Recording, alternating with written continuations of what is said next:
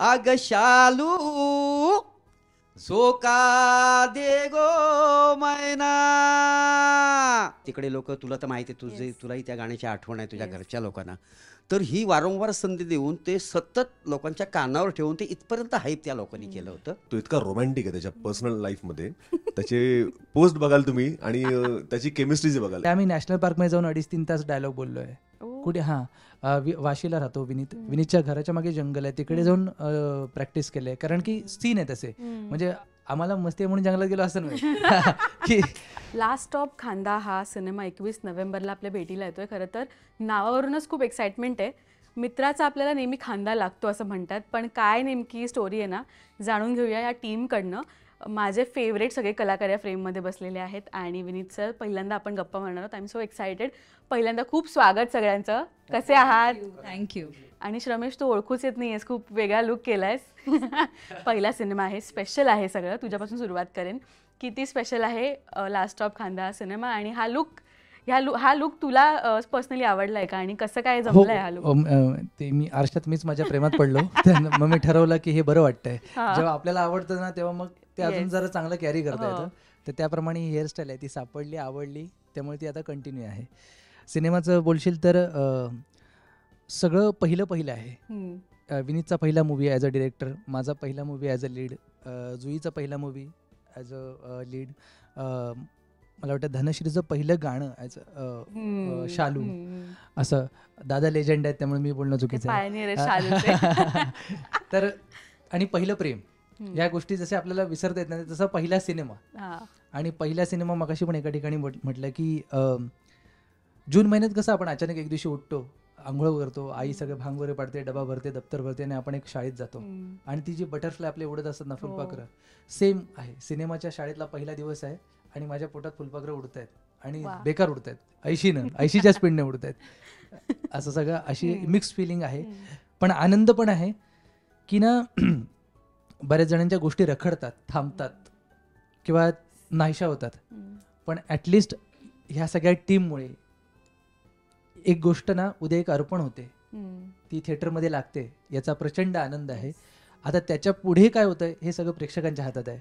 आम्ही फक्त मेहनतीची आणि कष्टाची गॅरंटी देऊ शकतो याच्यामध्ये. थँक्यू. येस. आणि MAGच्या सेटवर तर आपण सगळे म्हणजे एक ओळखीची स्पेस येते आणि आपण आपल्या पद्धतीने वावरत असतो. पण सिनेमा हे तुझ्यासाठी कम्प्लिटली डिफरंट होतं, आणि पहिलं होतं तेव्हाही बटरफ्लायज होते शूट करताना. आणि काय, कारण का लीड म्हटल्यावर आपल्याकडनं खूप प्रेशर असतो, कारण का आपण तो सिनेमा पुढे घेऊन जात असतो. नाही, मला अजिबात प्रेशर नव्हतं. याचं सगळं क्रेडिट सगळ्या टीमला जातं आणि ॲज अ डिरेक्टर विनीतला जातं. तो जेव्हा कॅमेऱ्याच्या मागे असतो ना, विनीतची खूप खासियत आहे, लोकांसाठी नवीन आहे तो, पण त्याला मी येस मॅन म्हणतो.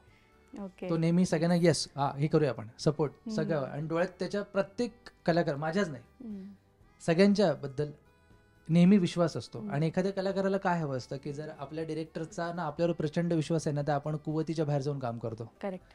आणि आपण ना डिलिव्हर करतो.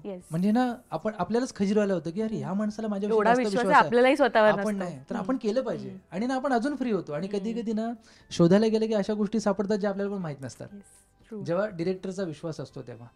त्यामुळे याच्या डोळ्यांमुळे आमच्याकडनं खूप चांगलं काम घडलंय. आणि तर हा सेट आहे, तो बंदिस्त सेट आहे.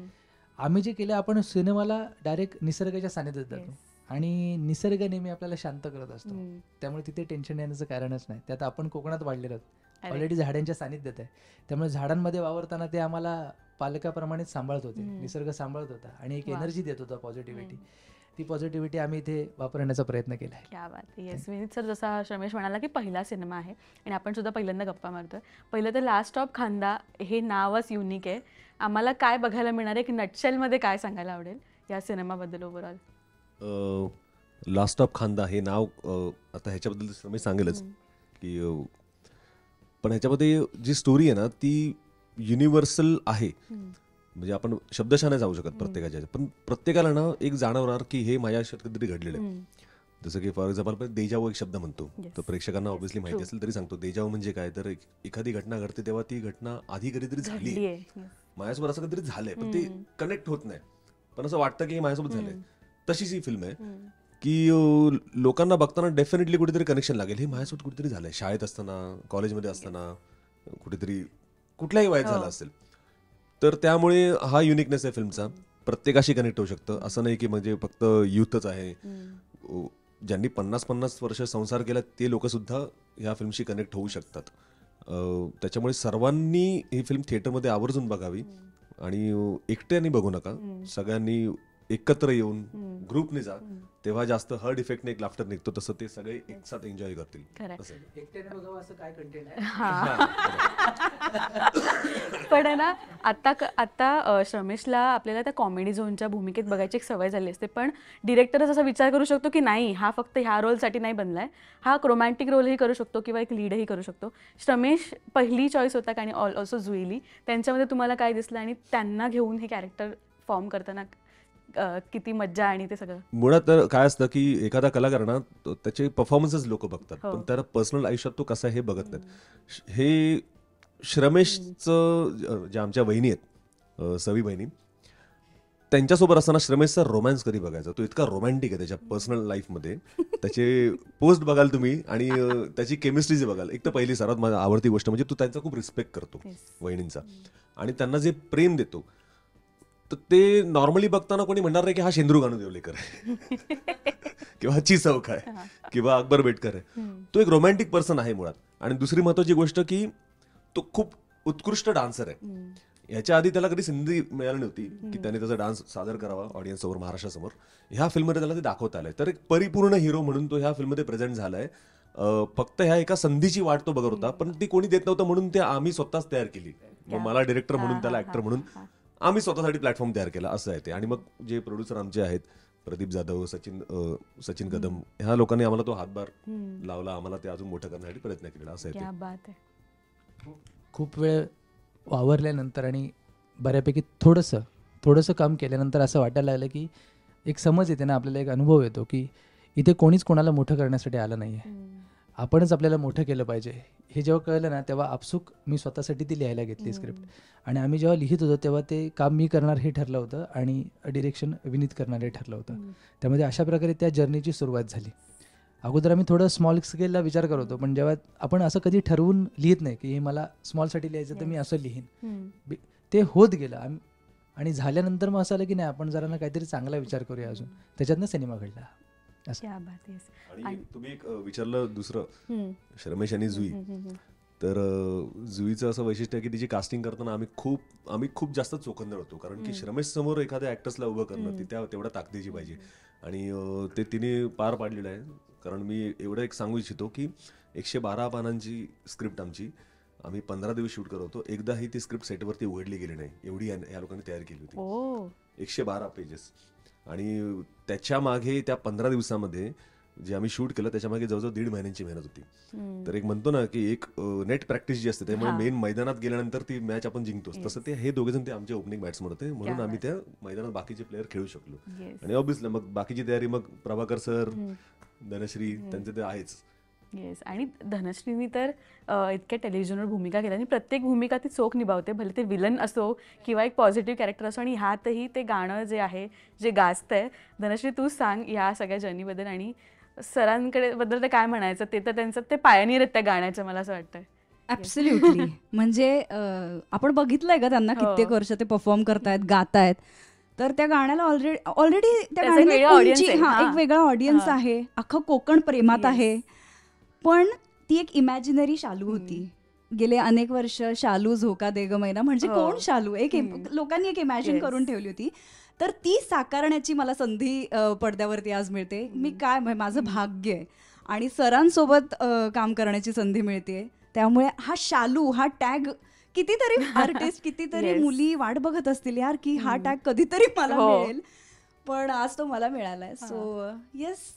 आणि तू म्हणलीस तसं की सिरियलमध्ये तर केलेली आहेत कामं, पण हे काहीतरी एक वेगळा अनुभव होता. पहिल्यांदा मी असं गाणं एका चित्रपटासाठी करतेय, त्यामुळे फारच वेगळा आनंद होता. हो, म्हणजे इंस्टाग्रामला काहीतरी येतात पण. आणि मी प्रभाकर सर तुम्हाला अनेकदा सेटवर म्हणाले की मी पण चिपळूणची आणि माझे आजोबा हे गाणं म्हणायचे पहिले. सो तेव्हाही आम्हाला ते इमॅजिनरी असायचं की शालू म्हणजे कोण. माझे आजोबा सांगायचे की हे त्याचं लिरिक्स आहेत. सो आत्ता ते जेव्हा गाणं आलं ना, तेव्हा मला असं वाटतं की आमच्या गावी हे वाजणारच आहे, कोकणात. एक्झॅक्टली. आणि मला वाटतं वाजत असेल तिकडे, हिट झाला. Yes yes, obviously. Yes, Juili एक फ्रेश चेहरा आणि म्हणजे लीड म्हणून तू साकारतेस या Yes. सिनेमात आणि खूप क्यूट दिसतेस बाय द वे ट्रेलरमध्ये. कशी होती ही जर्नी आणि ऑल्सो श्रमेश ॲज अ को स्टार कसा आहे, काय सांगशील त्याबद्दल?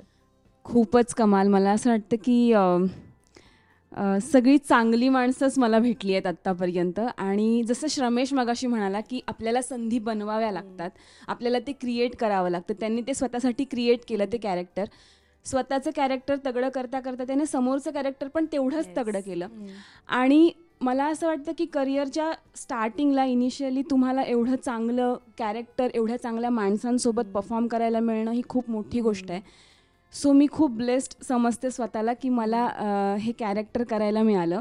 सुरुवात अशी झाली होती की विनीत सरांनी मला सांगितलं होतं की त्यांच्यासोबत मी एक शूट करत होते आणि त्यांनी सांगितलं होतं की असं असं एक मूव्ही असणार आहे. जस्ट वन लाईनर सांगितलं होतं आणि एक कोकणातली स्टोरी असणार आहे, वन डे असणार आहे, श्रमेश लिहितोय आणि तोच ॲक्ट करणार आहे. सो मी कुठेतरी ते मॅनिफेस्ट केलं होतं की यार मला ते करायचं आहे, एवढा मोठा रोल आणि एवढं छान असणार आहे सगळं, तर मला ते करायला नक्की आवडेल. त्याच्यानंतर ऑडिशन दिली आणि श्रमेश ने लिहिलं होतं, त्याच्यामुळे त्याला ते आवडलं. जे ऑडिशनमध्ये जे गिव्ह अँड टेक आणि हे सगळ्या गोष्टी झाल्या. सो तसं सिलेक्शन झालं आणि मग सरांनी जसं सांगितलं तसं आम्ही 1.5 महिना जवळजवळ रिहर्सल केली. मूवीमध्ये असं आहे की आम्ही एकमेकांचे चांगले फ्रेंड्स असतो. सो आम्हाला असं होतं की लोकांपर्यंत ती फ्रेंडशिप आहे ती खऱ्या पद्धतीने गेली पाहिजे, कुठेही त्यात खोटेपणा नाही वाटला पाहिजे. म्हणून आम्ही तो बॉन्ड क्रिएट करण्याचा प्रयत्न केला. खूप साऱ्या रिहर्सल केल्या, एकमेकांसोबत गप्पा मारल्या, एकमेकांना जाणून घेतलं जेणेकरून ते खऱ्या पद्धतीने लोकांपर्यंत पोहोचावं. सो ते करताना खूप धमाल आली. श्रमेश ॲज अ को ॲक्टर मी म्हणेन की खूपच चांगलं आहे. जेवढं चांगलं लिहितो तेवढा तो चांगला माणूस आहे. कारण की बाकी गोष्टी तर होतच असतात, पण मनाने चांगलं असणं ही खूप मोठी गोष्ट आहे. आणि तो म्हणजे सगळ्यामध्ये त्याची इन्व्हॉल्वमेंट असते. आत्तापर्यंत आता उद्या परवा आमचा प्रीमियर आहे, त्याच्यानंतर 21ला रिलीज आहे. सो सगळ्या गोष्टींमध्ये त्याची इन्व्हॉल्वमेंट तेवढीच आहे. दुसरं म्हणजे डिरेक्शन बद्दल सांगायचं झालं तर आता श्रमेश जसं म्हणला तसं yes man Vineet sir. So असं कधीच नाही झालं की त्यांनी एखाद्या पर्टिक्युलर गोष्टीवर आम्हाला बर्डन टाकलं, म्हणजे असंच झालं पाहिजे, तसंच झालं पाहिजे. फ्री हँड दिला. जेव्हा आपल्याला फ्री हँड दिला जातो किंवा समोरचा माणूस आपल्यावर ट्रस्ट करतो असं आपल्याला वाटतं, तेव्हा आपल्याकडून 100% गोष्टी बाहेर येतात. सो काम करताना खूप मज्जा आली. आम्ही कोकणात शूट केलं, तिकडचं वातावरण आणि ह्या सगळ्या गोष्टी. आणि एवढे सगळे दिग्गज कलाकार होते. प्रभाकर सरांसोबत मी पहिल्यांदा काम केलंय, धनश्रीसोबत मी पहिल्यांदा काम केलंय, पण मला असं कुठेच जाणवलं नाही की मी त्यांच्यामध्ये नवीन आहे. असं एकदम छान वाईब होती, सगळ्यांच्या वाईब्स मॅच झाल्या होत्या. आम्हीच नव्याने आलो होतो कारण हे लोक खूप दिवस शूट करत होते आणि आम्ही मध्ये आलो होतो खरं तर shoot. पण असं अजिबात वाटलं नाही. एक फॅमिली सारखं वातावरण होतं, सुंदर जेवण होतं प्रोडक्शनला. थँक्यू. खूप सुंदर जेवण होतं. फिश खूप खूप इम्पॉर्टंट आहे. असं सगळ्या पद्धतीने आमची काळजी घेतली गेली आहे. सगळ्यांचं बॉन्डिंग छान होतं, त्याच्यामुळे भांडण वादविवाद असं कधीच काही झालं नाही. मज्जा मस्ती करत छान, जसं आमचं रॉमकॉम मूव्ही आहे, मज्जा मस्तीवाला मूव्ही आहे, तसंच मज्जा मस्ती करत आम्ही शूट पूर्ण केलं. म्हणजे आमचं पॅकअप नंतर तुझा रॉमकॉमच होता. पण हे ऑफ कॅमेरा सुद्धा एक वेगळाच मूवी, कारण का इतके सगळे हे धमाल करणारे कलाकार होते. निखिल बने आहे, आपला मांडवकर आहे त्याच्यामध्ये. हा, मी एक सांगू शकतो, आता तिने जे बोलली त्याप्रमाणे आमचं बॉन्डिंग तयार होण्यासाठी बने आणि मंदरचा ऑलरेडी आमचं ते आहे, कारण की इतक्या वर्षाच्या कामाचा अनुभव. जुई आणि मी करताना ना आम्हाला काही गोष्टी, आमची ओळख पहिल्यांदा झाली. असं नव्हतं की आम्ही भेटलो आणि लगेच मित्र झालो. म्हणजे माझी पण ती सवय नाही, तिची पण ती सवय नाही. वाईब जुळली ना तर मग रमलं की थांबायला आवडतो. जिथे आपण रमतो तिथे थांबतो ना, पाय निघत नाही. मग तसं झालं पाहिजे होतं. तर आमची ओळख झाली. आणि नंतर ज्या रिहर्सल केलेत ना, त्या आम्ही नॅशनल पार्कमध्ये जाऊन 2.5-3 तास डायलॉग बोललोय. कुठे वाशीला राहतो विनीतच्या घराच्या मागे जंगल आहे, तिकडे जाऊन प्रॅक्टिस केलंय. कारण की सीन आहे तसे, म्हणजे आम्हाला मस्ती म्हणून जंगलात गेलो असं नाही की ते काही सीन आहे तसे, आम्ही चालतोय जंगलाच्या वाटेने वगैरे, तर मग तो फील यावा, ते मग आपण तिथे कसं बोलू यासाठी आम्ही काही सीन्स रिक्रिएट करणं म्हणतात ना, तसं आम्ही करतो. कारण या सिनेमात ना बोलणं खूप आहे, असं टॉकी आहे, संवाद आहे, जास्त मजेशीर आहे. आणि कुठेच आणि आम्ही काहीतरी सांगण्याचा प्रयत्न केला आहे, काहीतरी वेगळं अजिबात नाही. आम्ही प्रेम ही भावना फक्त मांडण्याची पद्धत वेगळी आहे, एवढंच फक्त याचं एक युनिकनेस. आणि ती तुम्हाला जर रिलेट झाली तर तिथे आमची टीम जिंकेल. बस. आणि ते डायलॉग सुद्धा आपल्या म्हणजे आपण जे युजली कॉन्व्हर्स करतो ना तेच आहेत, म्हणजे जे आपण आपल्या मित्रांसोबत बोलू तेच या सिनेमात. म्हणजे ट्रेलरमध्ये एक झलक दिसली आहे, पण अख्खा सिनेमा बघायला खरंच आवडेल. प्रभाकर सर तुमच्याकडे येईन. खूप डॅशिंग दिसताय बाय द वे आज. खास शालू लुक आहे का हा? हा ते करून घेतलाय. म्हणजे खरं म्हणजे हा चष्माच आहे, ओ हे असं फक्त हा असा शालूसाठी आयटम हा गॉगल करून घेतला. मला काय म्हटलं आता शालू गाणं येतं तर असं आपण फिरायला हवं, नाही. नाही तर लोकांनी म्हणतं का नाही अजून हा शालू असाच फिरतो असं नको वाटायला. कॅलिफोर्निया पण हा. सर येस, पण खरंच स्टायलिश दिसतंय आणि तुमच्या शालूला आज वेगळीच लेवल मिळाली आहे. कसं वाटतंय त्याबद्दल? नाही खूप खूप म्हणजे पहिल्यांदा मी धन्यवाद तुम्हाला देतो की आमच्या पिक्चरचं तुम्ही प्रमोशन करताय. Thank you sir. आणि दुसरी गोष्ट, शालू गाणं आलंय, खूप पॉप्युलर झालंय, अगोदरही झालं होतं, पण पहिल्यांदा मी अगदी आभार पहिले मानतो सोनी मराठीचे, सचिन गोस्वामी सर आणि सचिन मोटेंचे, अमित फाळके सर, इतर सगळी टीम आमची टेक्निकल आणि आमिर हडकर. याचं कारण असं आहे की हे 2 ओळीचं गाणं गेले 13-14 वर्ष मी हास्य जत्रेच्या सेटवर म्हणतोय आणि त्यांनी ती संधी दिलेली आहे की कसं आहे, एखाद्या स्किटच्या एका प्रहसनमध्ये एखादं असं गाणं असं चपकळ बसेल, त्याच्या इंटरल असेल, तर ही वारंवार संधी त्यांनी दिलेली आहे. भले ते कोकणातल्या नमनमधलं गाणं आहे, तर तिकडे लोक, तुला तर माहिती आहे, तुलाही त्या गाण्याची आठवण आहे तुझ्या घरच्या लोकांना, तर ही वारंवार संधी देऊन ते सतत लोकांच्या कानावर ठेवून ते इथपर्यंत हाईप त्या लोकांनी केलं होतं. आणि मग ते अख्खं गाणं ते करण्याची आम्हाला, बाबा आपण हे अख्खं गाणं करूया. मग श्रमेशशी माझं बोलणं झालं. आमचा संगीतकार जो आहे किशोर मोहिते, जे आमच्या हास्य जरी बुलबुल वाजवतात, तर पहिली कल्पना त्यांच्या की प्रभाकर आपण हे गाणं करूया.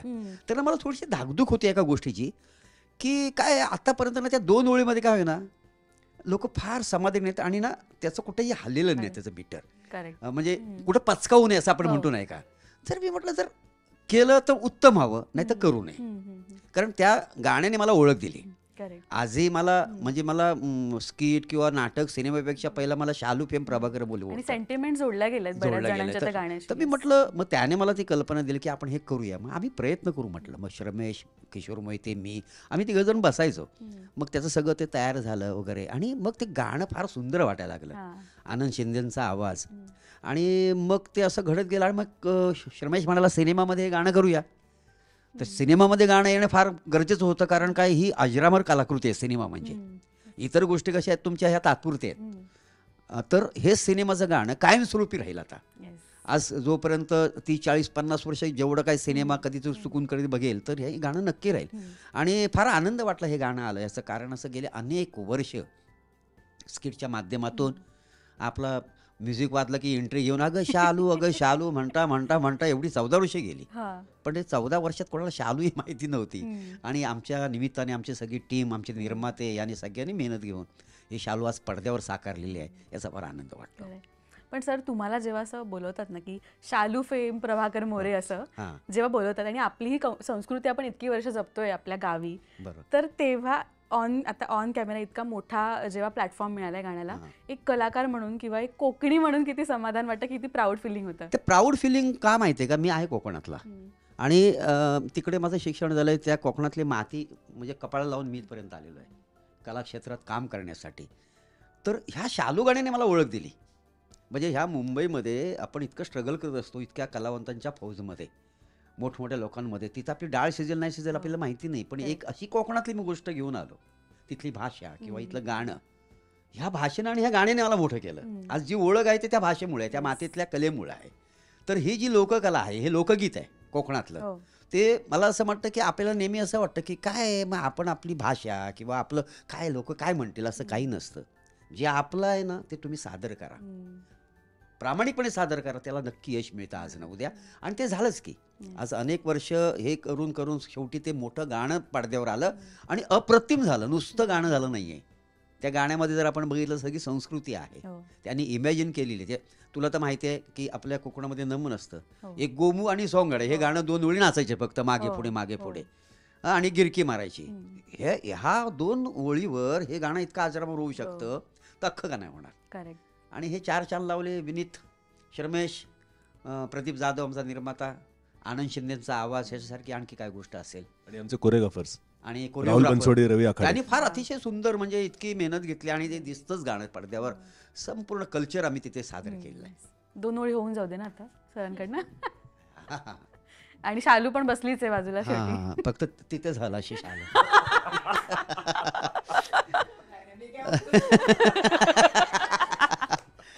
अग शालू झोका दे गो मैना, अग शालू झोका दे गो मैना, शालू झोका दे गो मैना, बुगडी नाही आणली रुसू नको मैना, बुगडी नाही आणली रुसू नको मैना, शालू झोका दे गो मैना. क्या बात आहे, खणखणीत एकदम गाणं झालेलं आहे. पण श्रमेश, MHJचे इतके स्किट्स लिहिले, त्यात विविधता आणायचा प्रयत्न नेहमीच असतो. ही स्टोरी कधीपासून तू लिहिली आहेस, राईट? कधीपासून लिहायला सुरुवात केली आणि लास्ट ऑफ खांदा या नावाचं म्हणजे ते कधी सुचलं आणि कोणाचं ते कन्सेप्ट विनीत आणि त्याचा मित्र मनोजची आहे. त्यांनी खांदा नावाची ती कन्सेप्ट होती. आम्ही मी जेव्हा लिहायला लागलो नंतर कथा, त्याची स्क्रीन प्ले, डायलॉग, तर ते लिहिता लिहिता असं जाणवलं की खांद्याच्या अगोदर काहीतरी असावं. म्हणजे मग ते लास्ट ऑफ खांदा असं झालं. ते चर्चेतनं झालं आणि त्याचा अर्थ असा की खांदा म्हणजे ना, आपल्याकडे एक जनमानसात आपण ना थोडंसं निगेटिव्ह कधी कधी विचार करतो, पण तिरडी येते. पण ते इथे तिरडी नाही आहे. खांदा म्हणजे आधार आहे. आणि आपण ना माणसांमध्ये, आपल्या मित्रामध्ये, मैत्रिणीमध्ये एक आधार शोधत असतो नेहमी. आणि प्रत्येकाकडे तो किती दळबदरी असला तरी त्याच्याकडे एक असा आधार असतो, खांदा असतो की जो त्याला शेवटपर्यंत नेतो, अडीअडचणीतनं किंवा काय. सेम या सिनेमाची गोष्ट तीच आहे की जी ॲक्ट्रेस आहे, जे कॅरेक्टर आहे किरण नावाचं, तिचा ब्रेकअप झाला आहे आणि तिने तिच्या जवळच्या मित्राला, जी त्याला खूप इनोसंट मानते, त्याला बोलवलंय सांत्वन करण्यासाठी, मन मोकळं करण्यासाठी. आता त्यालाही यायचंय. त्याचा प्रॉब्लेम असा आहे की त्याच्या मनात खूप प्रेम साठलंय तिच्याबद्दलचं. आणि त्याचा प्रॉब्लेम हे झालाय की सांत्वन करू की प्रपोज करू. तर मग तो प्रपोज कसा करतो, तो प्रपोज करतो का, मग प्रपोज केल्यानंतर काय होतं, ती काय म्हणते, हो म्हणते, नाही म्हणते, कसं, मग तो प्रवास पुढे कसा जातो, या सगळ्या प्रश्नांची उत्तरं म्हणजे लास्ट ऑफ खांदा. लास्ट ऑफ खांदा थोडक्यात काय, आपण प्रत्येक असं माणूस शोधत असतो ना की जिथे आपल्याला कायमस्वरूपी थांबावंसं वाटतं, जिथे आपण शेवटी नेहमी आयुष्यभर जन्माला येतो ते प्रेमाच्या शोधातच येतो. आणि तो प्रवास कधी पूर्ण होणार ना, जो जिथे पूर्ण होतो तो आपला लास्ट ऑफ खांदा असतो. म्हणून या सिनेमाचं नाव लास्ट ऑफ खांदा. म्हणजे माझ्या कॅरेक्टरला माझी शालू मिळते का, प्रभादातांना त्यांची शालू मिळाली 14 वर्षानंतर, मला माझी शालू मिळते का, हा एक रंजक प्रवास म्हणजे लास्ट ऑफ खांदा आहे. क्या बात. आणि बरेच मुलं कॉपीराईट वगैरे मारतील, त्यांची स्टोरी घेतलीस तू की माझी मैत्रीण आहे, तिचं ऑलरेडी जमलंय. तुला गंमत सांगू शकतो, ज्यांनी थोडंसं स्क्रीनिंग बघितलंय ना, अतिशय अनोळखी लोक, रोजची नव्हे आपली की मित्र मैत्रीण आले आणि बोलले छान आहे वगैरे, नाही, जो तो येतोय ना तो म्हणतो ही माझी स्टोरी आहे, ही माझी स्टोरी आहे, ही माझी स्टोरी आहे. कारण की काय आहे की जन्माला आलो आणि पहिल्या फटक्यात काहीतरी झालं, मिळालं, असं नाही होत ना. तेच आयुष्य आहे ना. आपण अपयशाने भरलेलो आहोत, यशाने सुद्धा भरलेलो आहोत. तर त्यामुळे आठवणी खूप आहेत आपल्याकडे. आणि कॉलेज हे नेहमी आठवणीतच गेलेलं असतं आपलं. कारण की आपण सेटल होईपर्यंत आपल्याला सगळेच आवडत असतात. त्यामुळे आठवणी खूप आहेत आपल्याकडे. त्यामुळे ना या सिनेमाला वयाचं बंधन नाही आहे. कारण आपण शाळेमध्ये पहिले गेलोय, कॉलेजमध्ये गेलोय, आणि प्रेम आपल्याला कुठेही होऊ शकतं आणि ते नेहमी पूर्णत्वास जातं असं नाही. त्यामुळे आठवणी खूप असतात आणि आपण ते विसरत नाही ना त्या आठवणी. त्यामुळे ते 50-60 वर्षाचा असू दे, कोणी असू दे, जो कोणी बघेल ना त्याला असं वाटेल. आणि आम्ही आवाहन नेहमी काय करतोय सिनेमाच्या निमित्ताने की ग्रुपने जाऊन बघा. कारण की एक विनोदी आहे ना थोडंसं, तर ना हर डिफेक्ट असतो, हा हसला की आपल्याला एन्जॉय करता येतं. आणि ग्रुपमध्ये बघताना ना आपल्याला माहिती असतं आपल्या मित्रांचे काय आहे ते. आपण ना हिचं असंच झालं होतं, अरे हा असाच, असंच ते, हा बरोबर यांचं पण असं, आपण ना तिथल्या तिथे बोलू लागतो. आणि इनडायरेक्टली आपल्याला पण कुठेतरी रिलेट होतं. कारण की नुसतं माझं आणि जुईचं कॅरेक्टर नाही, याच्यामध्ये बनेचं कॅरेक्टर आहे, मंदारचं कॅरेक्टर आहे. तर ना ही माणसं आपल्याला आयुष्यात आजूबाजूला भेटतात. बने हा माझा मित्राचं कॅरेक्टर करतोय, प्रकाश नावाचं. तर ते जे असतात ना, ज्याने आयुष्यात स्वतः एक खुर्ची हलवलेली नसते पण दुसऱ्याला माउंट एव्हरेस्ट चढण्याचं सांगत असतात, सेम बनेचं कॅरेक्टर ते आहे. तो म्हणजे उपदेशांनी भरलेला डोस आहे, जो कधी मला कोणतरी दिसते आणि मी उपदेशाचं इंजेक्शन मारतोय, असं त्याचं कॅरेक्टर आहे बनेचं. त्यामुळे तुम्ही जेव्हा हा सिनेमा बघाल तेव्हा बने सुद्धा तुम्हाला कुठेतरी रिलेट होतो. तुमच्या मित्रामध्ये तुम्हाला बने दिसतो, अरे की हा माझा पण असाच मित्र ज्याच्यामुळे मी धंद्याला लागलो, हाच तो मी काही. तर ते सगळं असं रिलेट होईल. प्रत्येक मंदारचं कॅरेक्टर आहे, आता ते नसल्यामुळे मी त्यांच्याबद्दल बोलतोय, रोमिओ रिक्षावाला, तर तो नावाप्रमाणेच आहे, प्रेमाला सपोर्ट करणारा. तर अशी दर्दी माणसं कुठे भेटत बघ, प्रेम विषय काढला ना की ती आपोआप हळवी होतात, बाहेरनं दगडासारखी असतात पण ती मावळतात. असं मला रिक्षावाला पण भेटलाय, होय ना, मस्त गाणी लावली. तर मी सहज विचारलं, ये आप रोज सुनते हो क्या बताए मॅडम, बहुत लंबी कहानी है, मत बताओ.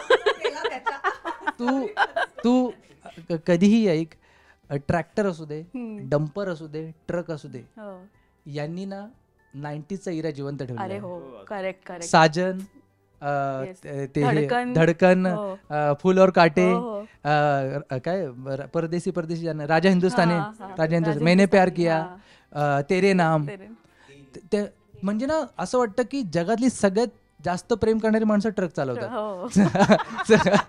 कारण की त्यांच्याच ह्याच्यात हे ऐकून ना आपल्याला खूप भारी वाटतं. कुमार सानू, उदित नारायण, मोठी असते, प्रेमाची गाणी ऐकत जात ते. हा, म्हणजे सगळ्यात जास्त प्रेम वाटणारे तीच लोक आहेत, आणि देशावर प्रेम करणारे पण तीच लोक वाटतात. कारण मागे त्यांनी लिहिलेलं असतं मेरा भारत महान वगैरे, आणि पुढे प्रेम पण चालू असतं त्यांचं. तर त्यांच्यामुळे ही गाणी जिवंत आहेत, त्यामुळे सगळ्यांना रिलेट होईल असं मला वाटतं. येस. आणि तू म्हणालास की फ्रेंड्सला घेऊन हा सिनेमा बघा, कारण का रिलेट झाला, एखादा रडायला लागला, खांदा लागेल ना आपला त्याला पण. हो, तिथल्या तिथे सोय होईल. आणि तिथे तेव्हा खरं कळून जाईल की माझा ह्यातला खांदा कोण आहे, जर ग्रुपने केला असेल तर. क्या बात आहे, किती एक एक निघतात यार प्रमोशनसाठी वेगवेगळे बाजू. वेगळी स्क्रिप्ट, अरे हो, आणि ते बसल्या बसल्या क्रिएट केली. तुला मी एक सांगायला आनंद होतो की या सिनेमाच्या निमित्ताने काय काय घडतं बघ. राजश्रीवरचा माझा हा पहिला इंटरव्ह्यू आहे या आयुष्यातला. काय सांगतो? हो, मी पहिल्यांदा आलोय, पहिल्यांदा बसलोय राजश्रीच्या या माईक हातात घेऊन. तर म्हणजे हा सिनेमा मला छोट्या छोट्या गोष्टी का होईना देतोय, ही माझ्यासाठी खूप मोठी गोष्ट आहे. म्हणजे त्यामुळे, आणि तुझा पहिला सिनेमा आणि आपण पहिला इंटरव्ह्यू करते, हे आमचंही भाग्य आहे की हे डॉक्युमेंट राहील आपला हा जो इंटरव्ह्यू आहे कायमस्वरूपी. त्यामुळे सिनेमाने ना थोडं काही गोष्टी ऑलरेडी द्यायला थोडी सुरुवात केली आहे. आता फक्त आम्ही प्रेम आणि आशीर्वादाची वाट बघतोय, जो 21 नोव्हेंबरला आम्हाला अपेक्षित आहे. ते मिळालं तर खूपच गंमत येईल. अजून तुझे प्रेक्षक तर आहे तुझं प्रेम करणारे. Yes, Vineet sir please. आणि मला एक संपूर्ण आपल्या फिल्म इंडस्ट्रीच्या वतीने एक आवाहन करायचं आहे प्रेक्षकांना. रिसेंटली काही दिवसांपूर्वी मी ना अशी गोष्ट बघितली जी नेहमी होत आली आहे. ट्रेनमध्ये, लोकलमध्ये लोक रिसेंटली रिलीज झालेले फिल्म्स मोबाईलवरती बघतात, आणि हे खूप चुकीचं आहे. माझं प्लीज रिक्वेस्ट आहे सर्वांना. कारण काय असतं की एक फिल्म बनवण्याच्या मागे 100 लोकांची मेहनत असते, त्यांचं पोट त्याच्यावरती चालतं. जेव्हा तुम्ही तिकीट विकत घेतात, सिनेमा थिएटरमध्ये जाऊन बघतात, तुम्हाला आवडला नाही आवडला ही नंतरची गोष्ट आहे, पण तुम्ही जेव्हा तिकीट काढता त्या तिकिटाच्या पैशातून शेवटी तो पुढचा सिनेमा बघतो, आणि त्या लोकांचा रोजगार निर्माण होतो. आता होतं काय माहिती का, त्यांनी मेहनत घेऊन बनवलेली फिल्म आपण मोबाईलमध्ये कुठून तरी डाउनलोड करून त्याची पायरेटेड कॉपी बघणं हे सेम आहे एखाद्या शेतकऱ्याच्या शेतातून पीक चोरण्यासारखं, ज्याचा हमीभाव त्याला मिळत नाही. असं झालं ते. त्याच्यामुळे प्लीज असं काही करू नका. कृपया तुम्ही फिल्म ही थिएटरलाच बघा किंवा OTT प्लॅटफॉर्मवरती नंतर बघा, हरकत नाही, कारण त्याला सुद्धा पेड सबस्क्रिप्शन असतं, त्याच्यातून सुद्धा लोकांसाठी रोजगार निर्माण होतोच. तर पायरसी ह्याच्या विरोधात तुम्ही सुद्धा उभं राहिलं पाहिजे, कारण की जोपर्यंत तुम्ही असे पायरेटेड कॉपीज बघत राहाल तोपर्यंत उच्च दर्जाचे सिनेमा येणे शक्य नाही. असं आहे ते, कारण तो रोजगार तो जनरेट झाला पाहिजे म्हणून. सो ही माझी रिक्वेस्ट आहे सर्वांना, खूप हंबल रिक्वेस्ट आहे. So thank you. येस, आणि गरजेची होती, कारण का थिएटर एक्सपिरियन्सच खूप वेगळा आहे आणि आपली इतक्या वर्षांची परंपरा आहे. सो मला खरंच असं वाटतं की विनीत सर असं म्हणाले की थिएटरमध्ये जाऊन बघण्यासारखा हा सिनेमा आहे नक्कीच. बरं जुईली, तुझ्याकडे येईन. आता तू म्हणालीस की तुझा पहिला चित्रपट आहे ॲज अ लीड. घरी म्हणजे घरच्यांचं आपले इमोशन जोडलेले असतात ना, तर मला सांग की इतक्या वर्षांची जी मेहनत तू करतेस या इंडस्ट्रीपर्यंत येण्याची आता सार्थकी लागली आहे, आणि असा एक सिनेमा आपल्या वाटायला येतो. घरच्यांची प्रतिक्रिया काय आहे आणि किती सगळे ओव्हरवेल्मिंग झालेत तुला या सिनेमात बघून? घरचे खूपच खुश आहेत, कारण की कसं आहे की आपण मेहनत करत असतो, पण ती लोकांपर्यंत पोहोचणं न पोहोचणं कधी कधी आपलं लक फॅक्टर असतो, किंवा बऱ्याच गोष्टी असतात आपण करतोय पण आपल्याला ते मिळत नाही आहे. मीही एवढ्या वर्षांपासून करतेच आहे, पण ते समहाऊ पोहोचत नव्हतं. पण आता या सिनेमाच्या माध्यमाने मला लोकांपर्यंत पोहोचण्याची संधी मिळते, किंवा मला माझं काम जे मी प्रामाणिकपणे करण्याचा प्रयत्न केला आहे, सो ते पोहोचवण्याचा मला तो चान्स मिळतोय. सो मी खूप खुश आहे आणि घरचे पण खूप जास्त खुश आहेत. येस. शालू काय बोलू इच्छिते प्रेक्षकांना, की नवीन एका फॉर्ममधून तू प्रेक्षकांच्या भेटीला येतेस, तेही शालू म्हणून. येस, ते तर आहे, पण त्याही पेक्षा ना मला ना हे गाणं तर आहे, मी वेगळ्या पद्धतीने प्रेझेंट होते, हे सगळं आहेच ग, पण अपार्ट फ्रॉम दॅट मला काही गोष्टी इतक्या फॅसिनेट करतायत. जसं आत्ता आपण म्हणजे श्रमेशनी पण सांगितलं की या लोकांनी त्याची रिहर्सल केली होती. या दोघांना सगळे डायलॉग्स पाठ होते. सो वर्कशॉप करणं किंवा हा म्हणला तसं जंगलात जाऊन त्यांनी रिहर्सल केली होती, ते कसं दिसेल वगैरे वगैरे, हे किती फॅसिनेटिंग एक ॲक्टर म्हणून. कारण अशा पद्धतीचा सिनेमा मिळणं, त्याची रिहर्सल होणं आणि इतकं झोकून देऊन काम करणं, हे खरंच खूप छान आहे. म्हणजे आय एम व्हेरी हॅपी की मला शालू म्हणून मी आज प्रेझेंट होते आहे. म्हणजे मी इमॅजिन नाही करू शकत. माझ्या घरी पण इतके सगळे खुश आहेत की किती वेगळ्या पद्धतीने आम्ही तुला बघतोय वगैरे वगैरे. पण हे मला खूपच फॅसिनेट करते आणि इतकी माझी इच्छा होती की ह्या सगळ्यांसोबत परत एकदा यार काहीतरी काम करायला पाहिजे, असं इतकं खूप वाटतंय ना. आणि यामुळे एक्झॅक्टली हेच आता मला असं वाटतं, मॅनिफेस्टोच करायला पाहिजे. त्यामुळे ह्या सगळ्या सिनेमाला ना एक धागा मला वाटतं जोडून ठेवतो, ते म्हणजे विश्वास. कारण आहे ना, सगळ्यांचं पहिलं आहे ग. आमचे जे प्रोड्युसर आहेत प्रदीपजी, त्यांची पहिली फिल्म आहे. विनीत सरांची पहिली फिल्म आहे. श्रमेशची हिरो म्हणून, जुईची हिरोईन म्हणून पहिली फिल्म आहे. माझं अशा पद्धतीचं पहिलं गाणं आहे. त्यामुळे फक्त आणि फक्त विश्वासावरती हे सगळं बांधलं गेलेलं आहे आणि इतक्या प्रामाणिकपणे बांधलं गेलेलं आहे. म्हणजे आमच्याकडून आम्ही 100% देण्याचा खरोखर प्रयत्न केलेला आहे. आता 21 नोव्हेंबरला आणि त्यापुढे प्रेक्षक कसं स्वीकारतायत आणि त्यांनी ते चांगल्या पद्धतीनेच स्वीकारावं हेच आवाहन करीन मी. कारण पहिलं असल्या कारणाने ना खरोखर आपलं बाळ असल्यासारखं सगळ्यांनी त्याला पॅम्पर केलेलं आहे आणि खूप प्रामाणिकपणे केलेलं आहे. तर आय होप यार प्रेक्षक पण त्याच पद्धतीने घेतील. क्या बात आहे, नक्कीच घेतील. आणि येस श्रमेश, जुईचं फक्त एक कौतुक करायचं आहे, कारण की हास्यचित्राच्या माध्यमातून थोडंफार कौतुक पदरात पडतं, पण ती नवीन आहे आणि तिचा पहिला मूवी आहे, तर तिच्या काही बाजू लोकांना माहीत नसतील. तर ती एक चांगली बाजू मला ॲज अ लेखक म्हणून बोलावं असं वाटतं की 112 पेजेसचा मूवी आहे, डायलॉग्स आहेत सगळे. तर जनरली काय करतो की आपण एखाद्या ॲक्टरला डायलॉग्स बोलायला देतो तेव्हा तो त्याच्या भाषेत ते करतो, लिहिलेल्या गोष्टीचा अर्थ समजून घेऊन. आता फॉर एक्झाम्पल, आता म्हणजे कसं आहे की कुठे जातेस तू, तर आपण जातेस कुठे तू कुठे जातेस, आपण असं करतो आपापल्या बोलण्याच्या शैलीनुसार. आता जर मी या सिनेमामध्ये कुठे जातेस तू असं लिहिलंय, तर जुईने ते कुठे जातेस तू अशीच बोलले. म्हणजे तिचं सिलेक्शन मुळात रायटर म्हणून पहिलं झालं. म्हणजे माझ्या कानाला ते खूप चांगलं वाटलं की ती जे वाक्य जसं लिहिलंय ते त्या रिदममध्ये ती बोलले. कारण प्रत्येक, आता माझा रिदम बोलण्याचा वेगळा आहे, पण तो रिदम तिने ॲज अन ॲक्ट्रेस कॅच करून हे झालं. त्यामुळे कदाचित आमचं बॉन्डिंग खूप चांगलं झालं. कारण माझं आणि प्रथमेशचं बॉन्डिंग त्याच्यामुळे चांगलं वाटतं की आमची बोलण्याचं रिदम एकमेकाला बरोबर आहे की कुठे थांबायचं आणि कुठे उचलायचं.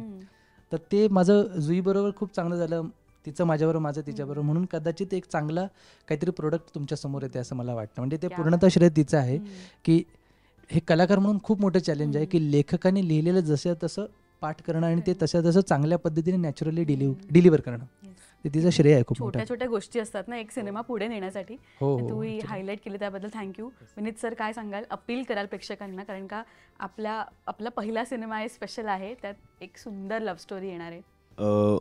अपील हेच करेन मी लोकांना की आम्ही आमची कोणती गोष्ट घेऊन नाही आलोय, आम्ही तुमचीच गोष्ट तुम्हाला दाखवण्यासाठी आलो, जे तुम्ही आता स्वतः एन्जॉय करायची. तुमच्या आयुष्यात पुन्हा एकदा झाकून बघा, ते जे प्रेम तुम्ही कधी केलं असेल, आताही करताय, पुढेही कराल, ह्या सगळ्या गोष्टी त्या फिल्ममध्ये दडलेल्या आहेत. तर तुम्ही नक्की सर्वांना घेऊन जा, फिल्म एकत्र बघा आणि इतरांनाही सांगा आणि खूप एन्जॉय करा. 21 नोव्हेंबरला लास्ट स्टॉप खांदा.